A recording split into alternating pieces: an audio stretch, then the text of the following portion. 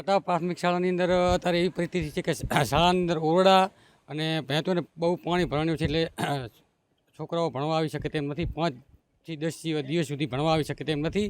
અને અમારા શિક્ષક સ્ટાફ પણ ત્યાં હાજર છે અને પરિસ્થિતિ બહુ ભયંકર છે. પાણી ઢીચણ સુધી છે અને જે વર્ગખંડની અંદર પણ પાણી ઘૂસી ગયા છે. તો તાત્કાલિક આ પાણીનો નિકાલ થાય અને શિક્ષણ શરૂ થાય એવી સરકારશ્રીને નમ્ર વિનંતી. લગભગ અમારા વિસ્તારમાં છેલ્લા 38 કલાકથી વધારે સતત વરસાદ પવન સાથે ફૂંકાયો, જેમાં અમારી આ રોડ ઉપર આવેલી સ્કૂલ છે. આની અંદર ઢીંચણસામાં અને ક્યાંક વધારે 4-4 ફૂટ જેટલા પાણી પણ અંદર ભરાઈ ગયા છે. નાના મોટા કુલ 15 જેટલા વૃક્ષો ધરાશાયી થયા છે. એક રૂમ પણ પાછળની દિવાલ છે એ પડી ગઈ છે.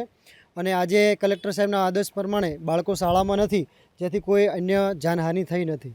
સર, અત્યારે તો એક ડરનો માહોલ છે. આ વાતાવરણ જોતાં અને પવન જોતાં બાળકો પણ ડરી ગયા છે અને અમારા સામે હોસ્ટેલ પણ છે દીકરીઓની.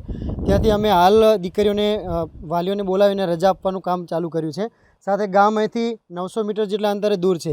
તો આ અંતરના વહેણની પાણીનું વહેણ જોઈ અને વાલીઓ પણ બાળકોને મૂકવા માટે હાલ તૈયાર થતા નથી. સર,